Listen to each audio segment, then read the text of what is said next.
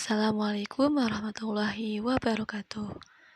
Halo teman-teman, apa kabar? Kita bertemu lagi dengan mata kuliah Manajemen Pengelolaan Kelas. Pada pertemuan kali ini, kami dari kelompok 9 yang beranggotakan Santi dan Putri Anissa akan menyajikan materi tentang prinsip-prinsip disiplin kelas. Inilah video presentasi dari kami. Prinsip disiplin kelas, yaitu ada 6. Yang pertama, konsep disiplin. Yang kedua, hak kebutuhan siswa dan tampilan guru hubungannya dengan disiplin. Yang ketiga, disiplin pada level sekolah dan kelas. Yang keempat, membina Husemas. Yang kelima, sumber pelanggaran disiplin. Yang keenam, peraturan dan tata tertib kelas. Adapun yang pertama yaitu konsep disiplin. Disiplin berasal dari bahasa Latin yaitu discere, yang berarti belajar.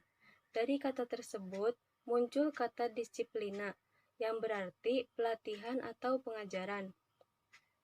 Disiplin dapat diartikan sebagai latihan, yaitu dengan bertujuan untuk dapat mengembangkan diri dari berperilaku supaya bisa tertib. Sedangkan secara umum, disiplin diartikan seperti pengaruh yang dirancang untuk membantu siswa supaya mampu menghadapi tuntutan pada lingkungan. Adapun konsep akan pentingnya kedisiplinan. Menurut Charles Schaeffer, disiplin adalah sesuatu yang mencakup pengajaran, bimbingan atau dorongan yang dilakukan oleh orang dewasa yang bertujuan untuk dapat menolong anak belajar, untuk hidup sebagai makhluk sosial, dan untuk mencapai pertumbuhan serta perkembangan mereka yang optimal, sesuai dengan tahapan perkembangannya. Adapun kedisiplinan adalah kesadaran dan kesediaan seseorang untuk dapat menaati semua peraturan dan norma-norma yang berlaku. Kesadaran adalah sikap seseorang yang secara sukarela menaati semua peraturan dan sadar akan tugas dan tanggung jawabnya. Adapun tujuan disiplin. Tujuan disiplin dibagi menjadi 2, yaitu tujuan dekat dan tujuan jangka lama. Yang pertama, tujuan terdekat disiplin adalah untuk membuat masyarakat dapat terlatih dan terkontrol dengan menerapkan pada mereka perilaku dan tingkah laku yang pantas atau yang asing bagi mereka. Yang kedua yaitu tujuan jangka lama dari disiplin adalah perkembangan dari pengendalian diri sendiri dan dari pengarahan diri sendiri. Pada dasarnya, tujuan dari membina perilaku disiplin yaitu supaya setiap orang dapat terlatih dalam mengendalikan dan mengarahkan tingkah laku dirinya dalam lingkungan sekitar, sehingga timbul rasa tanggung jawab dan kematangan diri yang terdapat pada kehidupan bersosial dengan baik. Adapun yang kedua yaitu hak kebutuhan siswa dan tampilan guru hubungannya dengan disiplin. Adapun hak kebutuhan siswa, beberapa hak siswa yang penting dan perlu dijamin yaitu yang pertama, hak menyelesaikan pendidikan sebaik-baiknya. Yang kedua, menyelesaikan studi secara cepat. Yang ketiga, hak berekspresi secara pribadi. Yang kelima, hak keleluasaan secara pribadi. Yang keenam, hak persamaan kedudukan atau kebebasan dan diskriminasi dalam kelompok. Adapun hubungan tampilan guru dengan disiplin, yaitu kaitannya tampilan guru dalam disiplin kelas adalah tokoh identifikasi bagi peserta didik. Perilaku guru yang tanpa nyata bagi peserta didik akan cepat dicontoh atau ditiru. Peserta didik lebih mudah dibina kebiasaannya melalui contoh konkret yang dilihatnya sehari-hari. Pemberian contoh nyata merupakan alat pendidikan yang lebih efektif dalam pembentukan sikap. Begitu juga dengan sikap disiplin. Oleh karena itu, mulailah dari diri sendiri dengan bersikap disiplin. Contoh yang pertama yaitu, jika ingin peserta didiknya datang tepat waktu, maka guru dapat membiasakan diri datang lebih awal dari peserta didik. Yang kedua, yaitu jika ingin peserta didiknya mengerjakan tugas yang diberikan dengan baik, maka guru terlebih dahulu melakukan pembelajaran pada peserta didik dengan baik. Contoh yang ketiga yaitu, jika ingin peserta didiknya berpakaian rapi datang ke sekolah, maka guru harus terlebih dahulu membiasakan diri selalu rapi. Adapun yang ketiga yaitu disiplin pada level sekolah dan kelas. Pada lingkungan sekolah, dalam upaya menciptakan kedisiplinan secara nyata sudah tentu akan berusaha dan melibatkan sebagai unsur atau pihak seperti orang tua, guru, lingkungan sekitar. Aturan yang berlaku mencakup dua aturan yaitu aturan sekolah dan aturan kelas. Aturan sekolah maupun aturan kelas berisi tentang berbagai hal terkait dengan aturan kelas, berisi tentang berbagai hal dengan tuntutan anggota komunitas di sekolah dalam berperilaku sehari-hari. Dengan adanya aturan sekolah atau aturan kelas, siswa akan memiliki pandangan yang jelas tentang apa yang harus dilakukan dan yang tidak boleh dilakukan. Pada level sekolah, proses internalisasi nilai disiplin dapat dilakukan melalui kegiatan sehari-hari yang berupa pembiasaan kepada peserta didik untuk berperilaku disiplin. Hal ini senada dengan yang dituliskan Beninga, bahwa semua sekolah menawarkan kepada siswa kurikulum formal yang mencakup pengajaran berbagai mata pelajaran dan kegiatan ekstrakurikuler. Tapi banyak juga sekolah yang memiliki kurikulum informal dan tidak tertulis untuk mensosialisasikan kewarganegaraan kepada siswanya. Adapun salah satu faktor penting yang memiliki pengaruh pada proses internalisasi nilai karakter disiplin di sekolah adalah melalui penciptaan suasana kelas yang kondusif. Pentingnya suasana kelas yang kondusif bagi siswa dalam berlatih berperilaku disiplin disampaikan oleh Gam bahwa berperilaku anak menyesuaikan dengan bentuk pengaturan tempat tinggal mereka. Dengan demikian, apabila lingkungan sekolah mengharuskan siswa berperilaku disiplin dengan sendiri, secara bertahap nilai-nilai karakter disiplin akan terinternalisasi dalam diri siswa. Selanjutnya, membina Husemas, yaitu hubungan sekolah dan masyarakat. Husemas adalah suatu proses komunikasi antara sekolah dan masyarakat untuk meningkatkan pengertian masyarakat tentang kebutuhan serta kegiatan pendidikan yang mendorong minat dan jasa masyarakat dalam peningkatan dan pengembangan sekolah. Menurut International Public Relations Association, bahwa hubungan masyarakat dengan sekolah merupakan komunikasi dua arah antara organisasi publik secara timbal balik, baik dalam rangka mendukung fungsi dan tujuan manajemen dengan meningkatkan pembinaan kerjasama serta pemenuhan kepentingan bersama. Hubungan masyarakat dan sekolah di bidang pendidikan haruslah diartikan sebagai rangkaian kegiatan organisasi atau mitra kerjasama dalam rangka mensukseskan program pendidikan dan pengajaran sehingga tepat sasaran dan sesuai dengan kebutuhan masyarakat. Tugas-tugas pokok hubungan sekolah dengan masyarakat dalam pendidikan antara lain memberikan informasi dan menyampaikan ide atau gagasan kepada masyarakat atau pihak-pihak lain yang membutuhkannya. Kedua, membantu pemimpin yang karena tugas-tugasnya tidak dapat langsung memberikan informasi kepada masyarakat atau pihak-pihak yang memerlukannya. Ketiga, membantu memimpin mempersiapkan bahan-bahan tentang permasalahan atau informasi yang akan disampaikan atau yang menarik perhatian masyarakat pada saat tertentu. Selanjutnya, membantu pemimpin dalam mengembangkan rencana dan kegiatan-kegiatan lanjutan yang berhubungan dengan layanan kepada masyarakat. Bentuk-bentuk hubungan sekolah dengan masyarakat antara lain ada hubungan sekolah dengan orang tua siswa, ada hubungan sekolah dan instansi terkait, ada hubungan sekolah dan tenaga pendidikan serta tokoh masyarakat, dan terakhir, hubungan sekolah dengan lembaga pendidikan.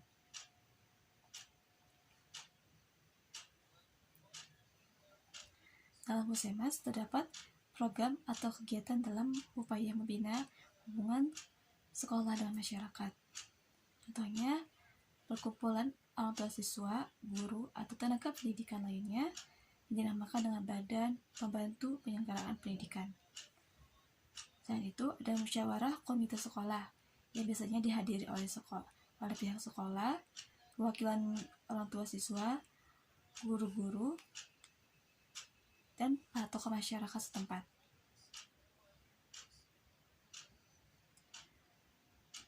Selain itu, ada kegiatan santunan anak yatim, acara belajar dan pentas seni, pengenalan sekolah kepada masyarakat, pertemuan guru dan orang tua, peserta didik, biasanya dalam rapat bagian raport atau rapat akhir semester.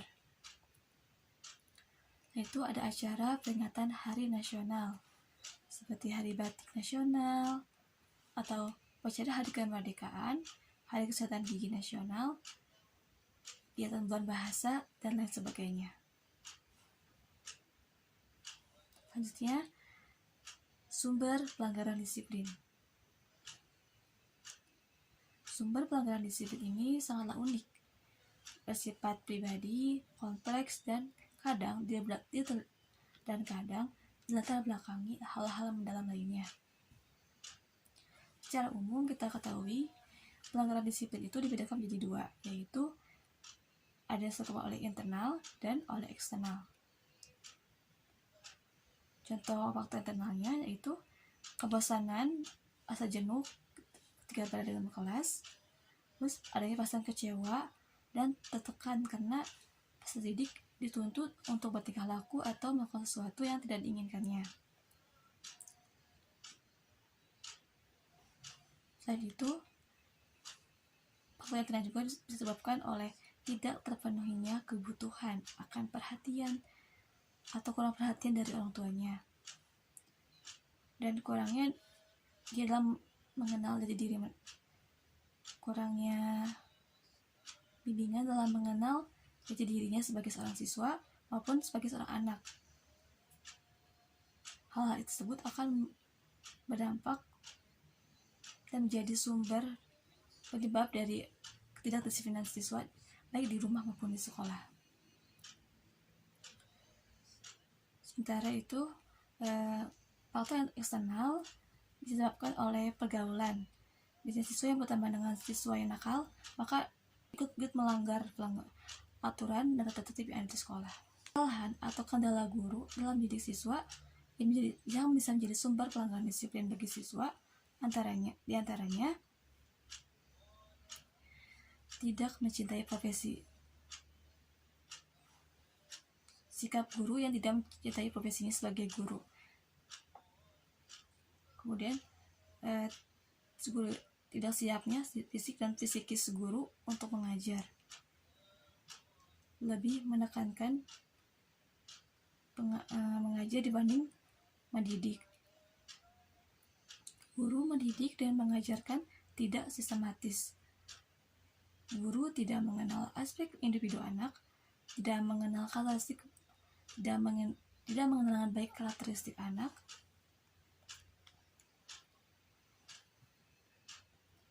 dan guru yang cenderung menyerahkan anak didik yang bermasalah itu ke BK. Selanjutnya, peraturan dan tata tertib kelas. Seperti kita ketahui, peraturan dan tata tertib merupakan hal yang tidak bisa dipisahkan dari kedisiplinan. Tata tertib sendiri memiliki arti sebuah pola tingkah laku yang ditetapkan oleh orang tua, guru, maupun teman bermain sebagai satu kesatuan yang utuh dan saling berhubungan. Setelah tata tertib merupakan peraturan-peraturan atau himpunan peraturan yang tersusun atas berbagai hal yang bersifat mengikat, memaksa, membatasi, dan mengatur sehingga harus ditaati atau dilaksanakan agar terbentuk karakter disiplin. Nah, dalam rangka mensukseskan pendidikan di sekolah, guru haruslah mampu menumbuhkan disiplin peserta didik, terutama disiplin diri atau self-disiplin.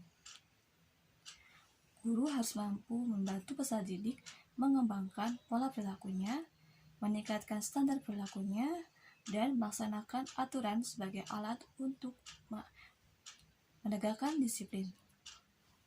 Untuk membimbing disiplin di kelas, maka diperlukan dibuatnya aturan atau perilaku yang terlebih dahulu dikomunikasikan kepada peserta didik agar setiap individu dapat saling menerima dan mengikuti peraturan tersebut. Nah, cara untuk melibatkan peserta didik dalam mengembangkan maupun menetapkan aturan-aturan di kelas, diantaranya peserta didik untuk mendiskusikan alasan penting mengembangkan tingkah laku bagi semua anggota kelas dan menyetujui untuk mematuhinya.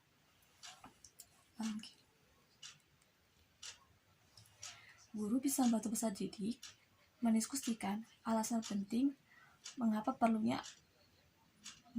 adanya aturan tersebut dan apa peran pentingnya bagi semua anggota kelas, dan mengapa anggota kelas itu harus menyetujui dan mematuhi peraturan tersebut. Selanjutnya, guru bisa meminta peserta didik membuat suatu daftar tingkah laku, daftar aturan yang dianggap penting, dan memilih beberapa untuk disepakati.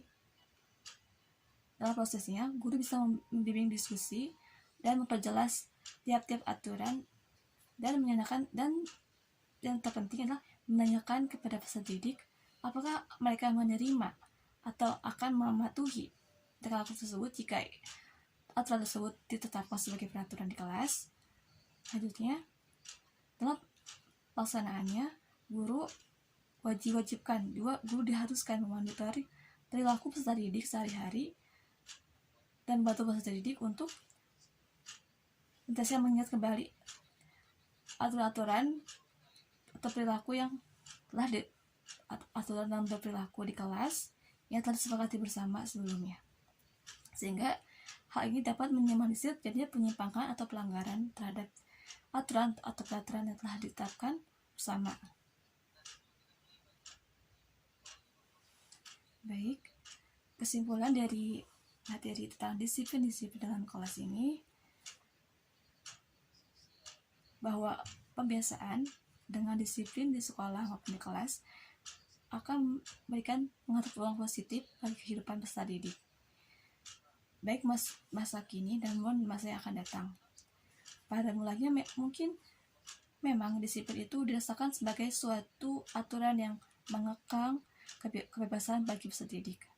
Akan tetapi, apabila aturan ini dilaksanakan dengan baik sebagai sesuatu yang harus dipatuhi secara sadar, dan untuk kita akan ketahui bahwa ini adalah untuk kepentingan bersama, akan menjadi suatu kebiasaan yang baik dan menuju ke arah disiplin diri sendiri atau self-disiplin.